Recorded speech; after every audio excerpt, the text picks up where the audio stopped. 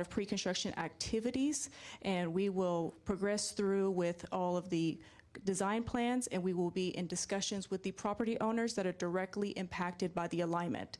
As we progress through the pre-construction phase and we get the alignment, the footprints all squared away, we will get with all of the remaining citizens and get in communication with them, making sure that we answer all of their questions that they may have during this pre-construction phase. Again, this will take up to 12 to 18 months. And during this time frame, we do plan on having some pre-construction activities ongoing, such as geotechnical and survey operations. So if you ever have any questions, please reach out to the Turnpike Authority at any time. So again, please help us by joining the meetings that we have displayed right here, as well as if you all cannot make the public meetings for any unfortunate scheduling impacts, you can always reach out to us via the accessoklahoma.com website or via the Access Oklahoma telephone number that you all will see to the left. So again, please reach out to us. Please spread the word to your neighbors, anyone, so we can make sure that we're answering you all and helping you all during this difficult process. And we want to ensure that you all know that the property owners are our #1 priority. With that, I'm going to pass this over to Director Echelle for final comments. Thank you.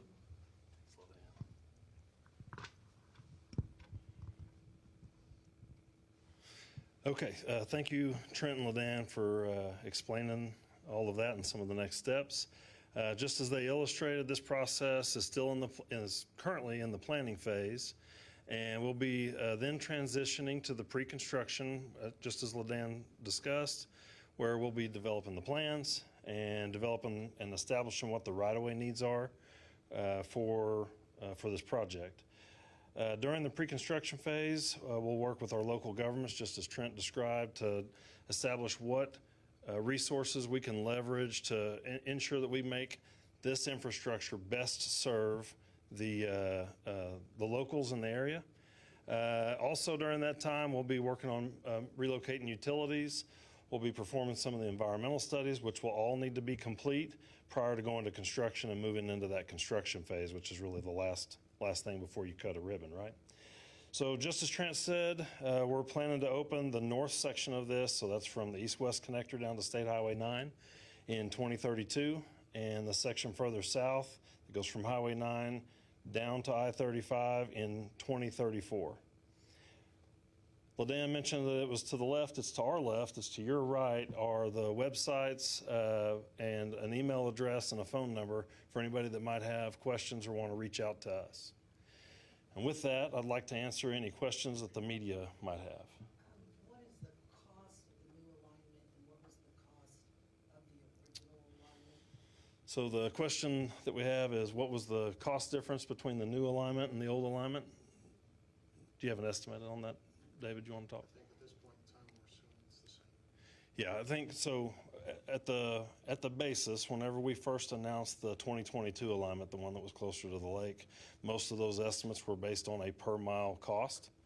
And this is a very similar distance, so cost-wise, probably not a whole lot different as far as construction goes, at least in that aspect. That cost has gone up overall for the entire access project. Sure, yeah.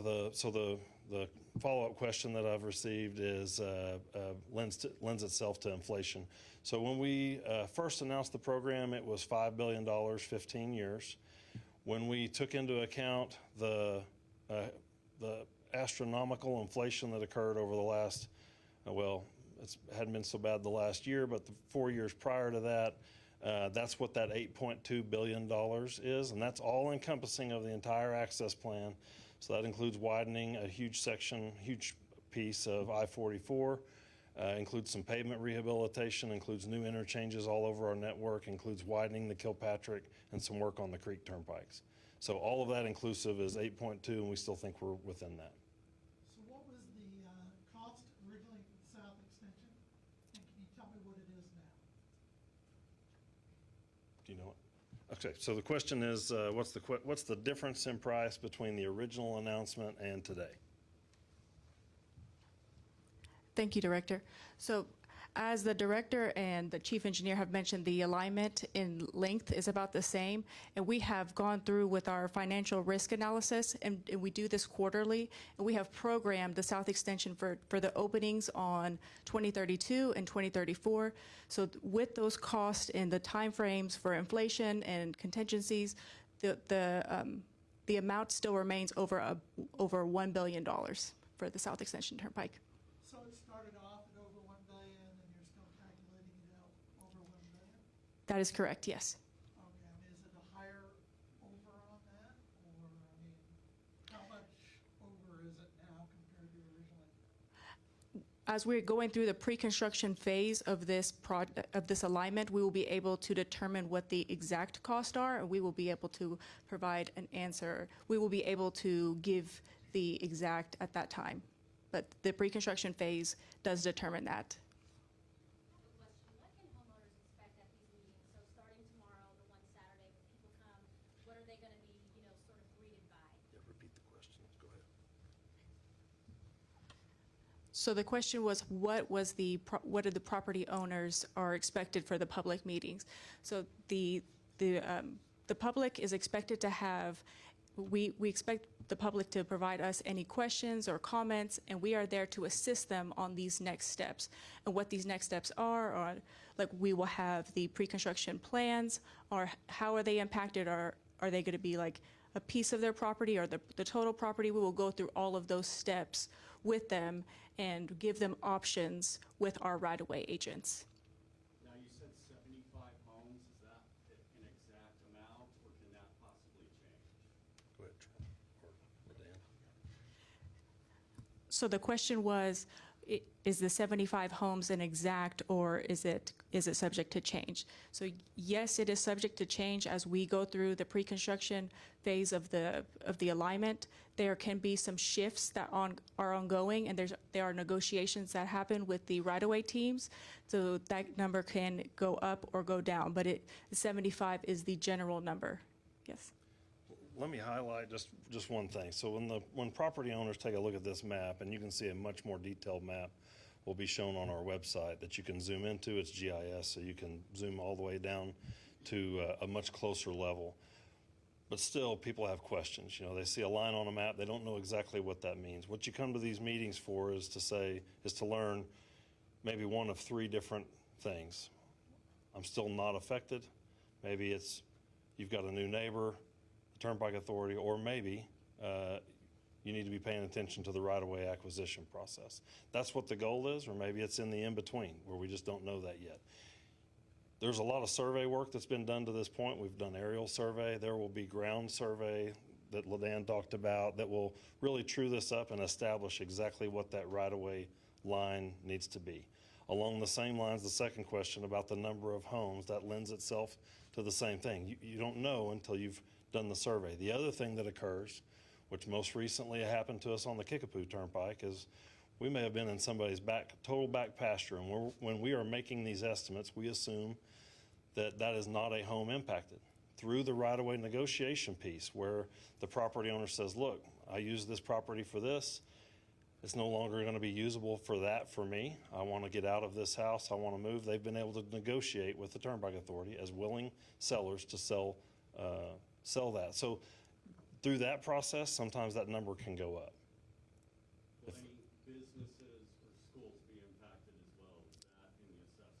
So the question is businesses or schools, and I don't think so. I don't think that we have. I mean, unless somebody's got a business that's at home. This is out in a rural, what is currently a rural area of East Norman and on the east side of Noble. So it's not in an area where there are any direct schools. I do know that along this alignment there is school land, the state's school land, and so that's already state-owned. That is one of the benefits of the alignment that's in front of you today. I'm sorry, final question regarding the homes. I see that you have some offers here. What can homeowners expect the offer will be? I see that there's an average, and then there's a commissioner's award. So what can homeowners expect for the offer? Yeah, so let me walk through the question that I have in front of me, or that's been asked, is and I don't know exactly what papers you're looking at, but there's what is the offer, what constitutes the offer, what's a commissioner's award, some of those things. So let me just, at a very high level, because I'm not the expert on right-of-way acquisition, but I do want to tell you what I know. The Turnpike Authority, when we establish that we need to purchase property, might be a sliver, a little piece, might be a total acquisition, and I may be thinking of something that's a vacant land, or this goes for something that has a house or something on it, okay? We establish that we need that property. That's done through this pre-construction phase where we're doing all of the design. We then we contact the landowner and say, we establish that we are going to need to secure some property from you in order to build this project. We send out appraisers. The appraisers go and have the opportunity to meet with the landowner. They're able to show them what's maybe unique about that property or something that we can't see without doing an interview basically with them. We then develop some comps, some comparisons. From there, we have a second appraiser that will review the appraisal, make sure that it's all complete, make sure that the comps are appropriate, and then from there, we'll make an offer to a landowner. At that point, lots of different things happen, okay? And depending on what scenario you have and that you're thinking of, vacant land all the way to somebody's home, lots of different things can occur at that point. Sometimes people have said, well, they didn't capture that I just put in a swimming pool. And an appraisal, if you've ever bought a house that had a swimming pool or sold a house that has a swimming pool, you know that they're not valued very much in the house appraisal business.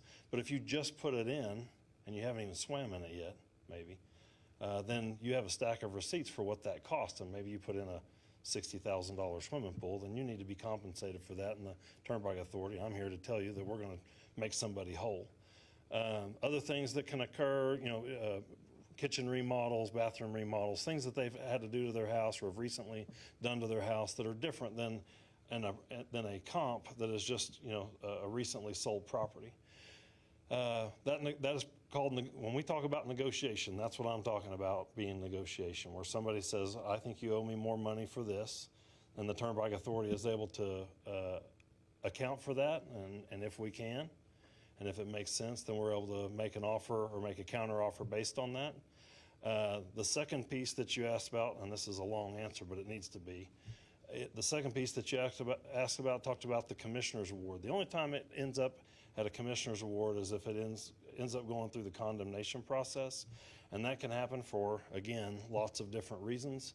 The most common reason for the Turnpike Authority is because there is a clouded title, meaning that whoever's either living or operating the property is not the clear titled owner of the property.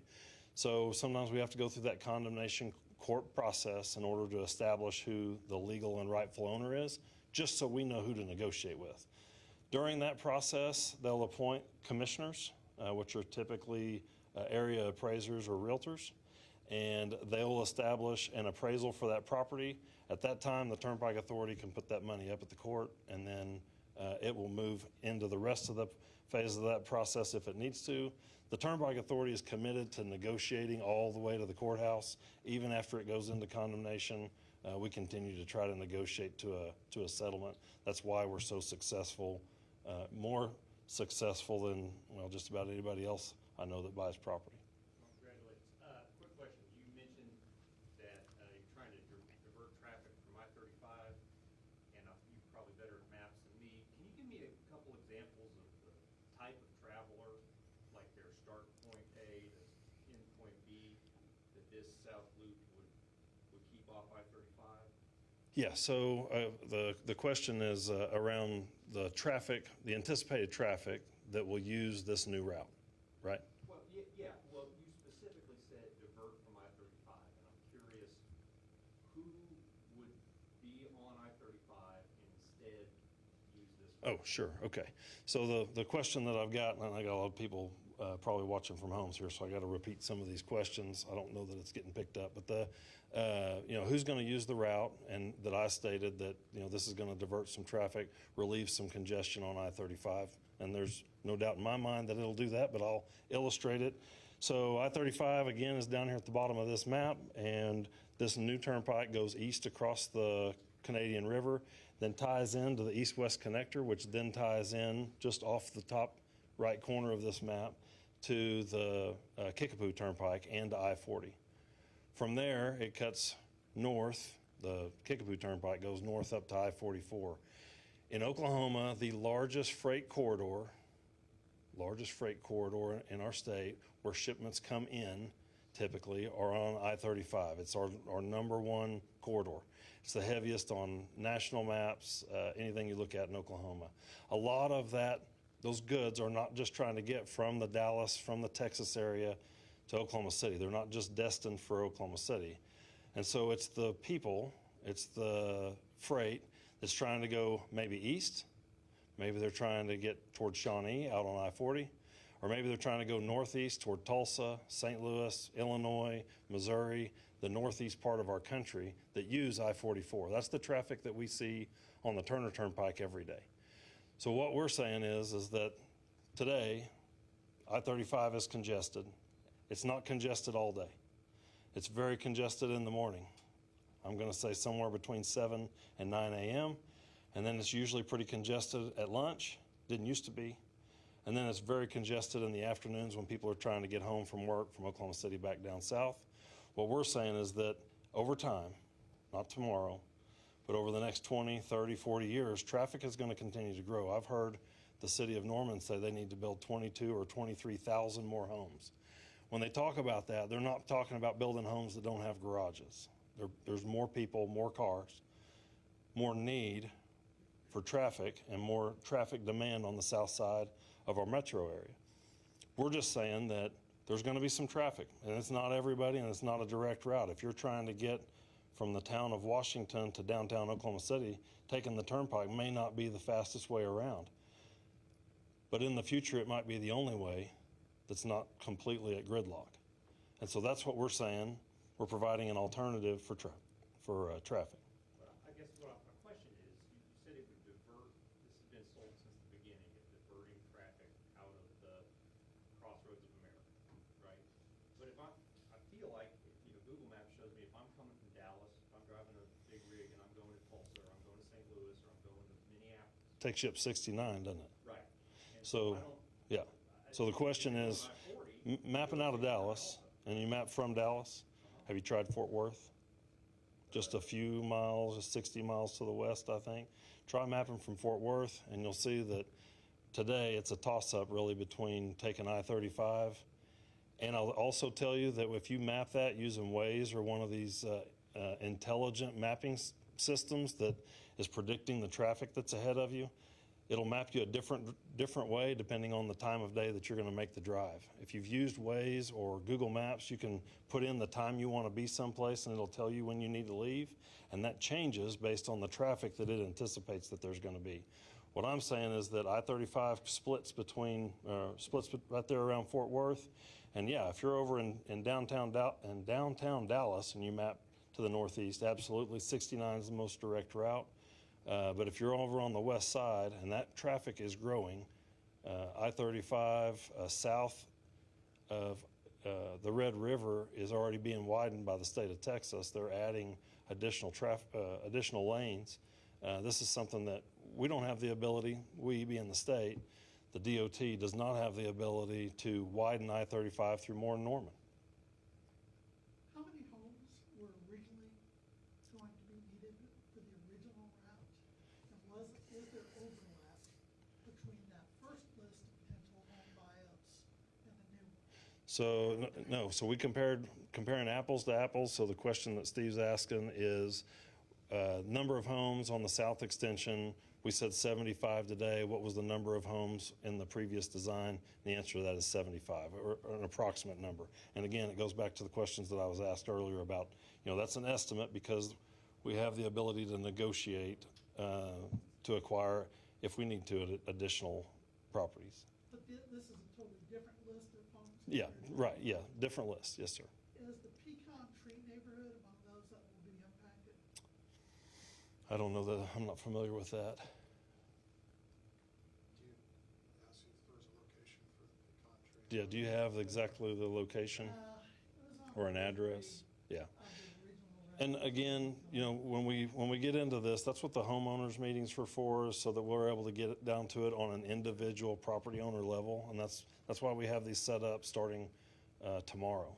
What is your timeline for acquisition? So the average homeowner that says, when do I need to be out of my house? What's the timeline? Yeah, so again, the question is timeline on property acquisition. And again, you may not like the answer that I'm going to give, but that is that it varies, okay? When we announced these alignments in 2022, I want to give you both extremes in this case, okay? When we announced the new alignments in 2022, nothing ever really slowed us down aside from litigation on getting started on the east-west connector. Still, at that point, there were people, there were two I'll highlight. One is that there was a person who was building a house, and they came and said, hey, do I finish building the house, or can I just go somewhere else? We went ahead and did early acquisition on that and purchased that property. Had another place that was for sale listed online, for sale. Willing seller, we called and said, hey, we'll do an appraisal.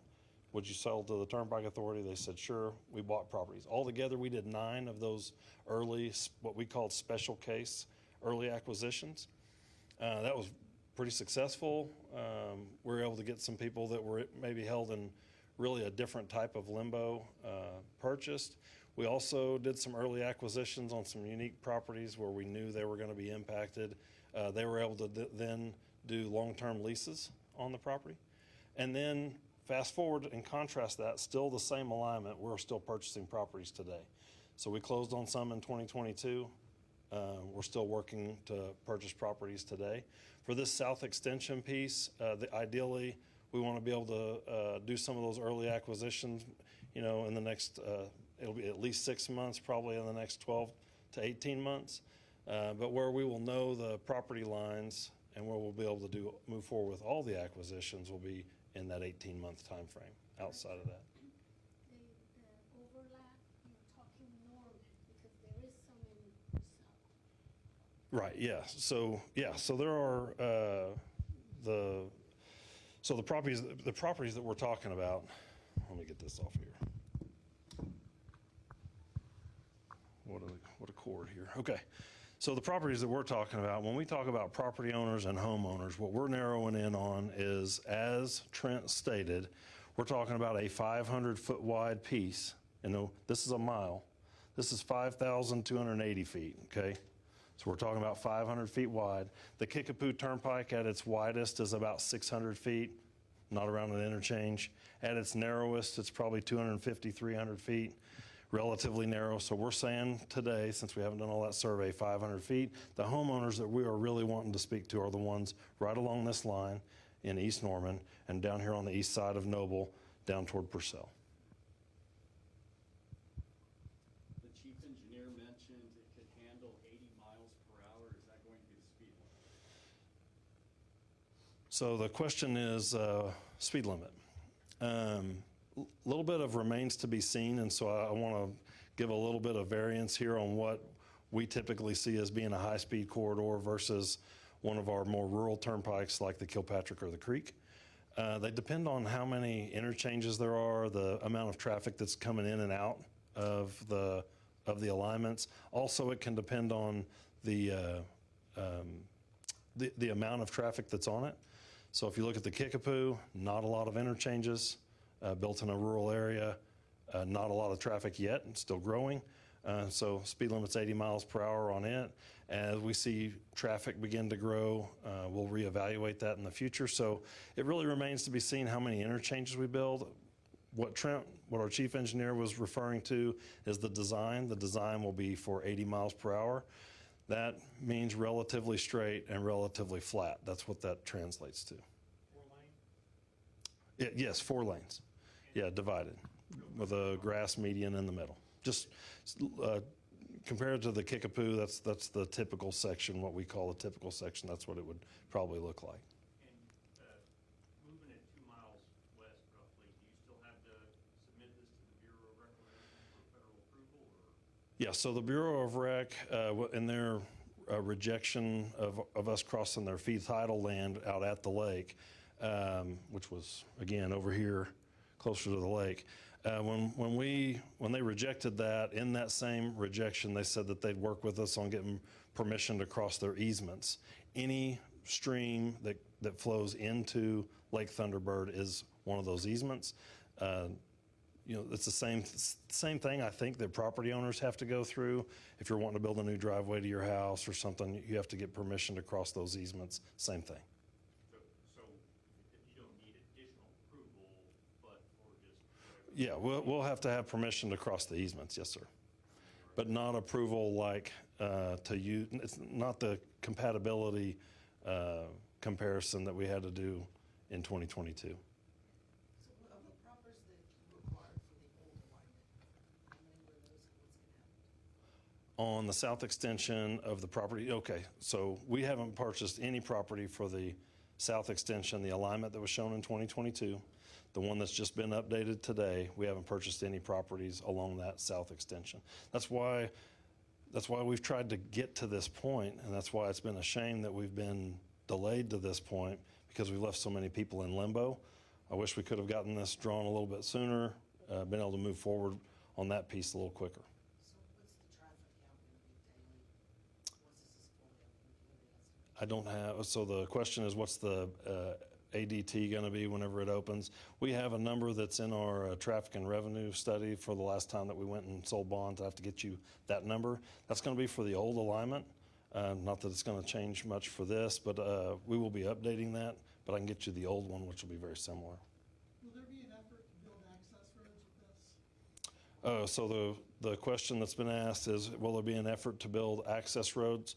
Like I said, we have communicated continually with both state and local officials throughout this process.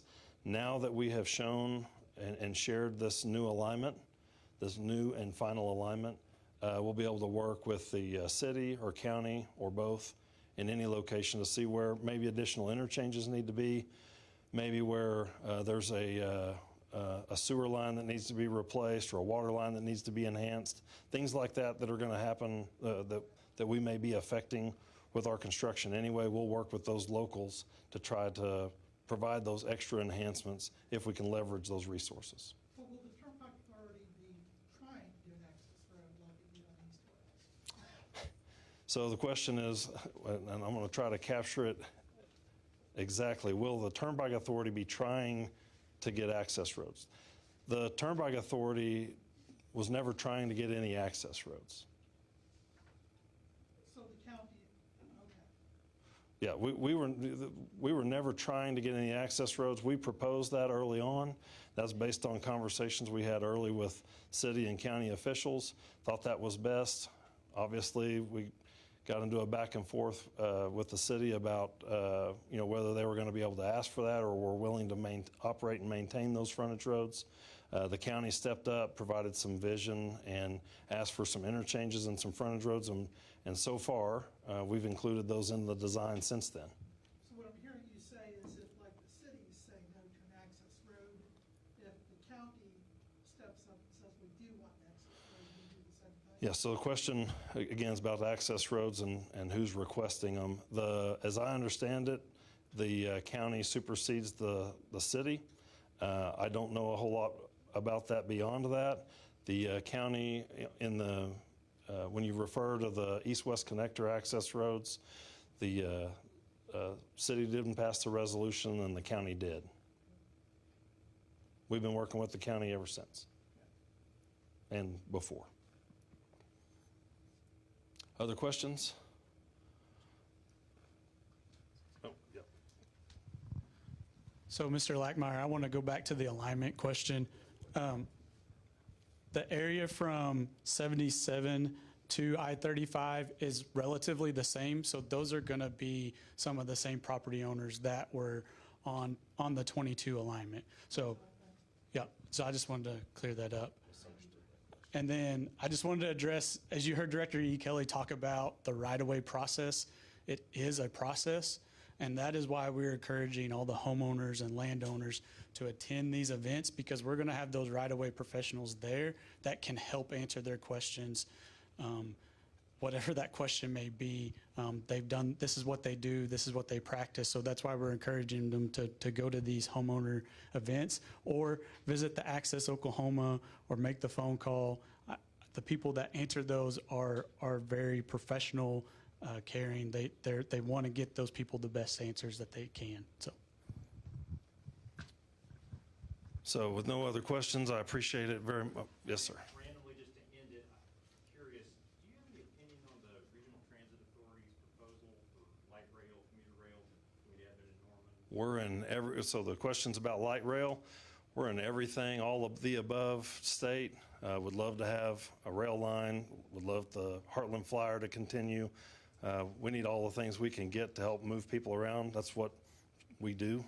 It's what I did when I was at the department. It's what I do here at the Turnpike Authority. We're just trying to move folks around. Yeah, in full support of a rail line, sure. Without any other questions, we'll wrap this up. Thank you guys very much for reporting on this today. Thanks for coming.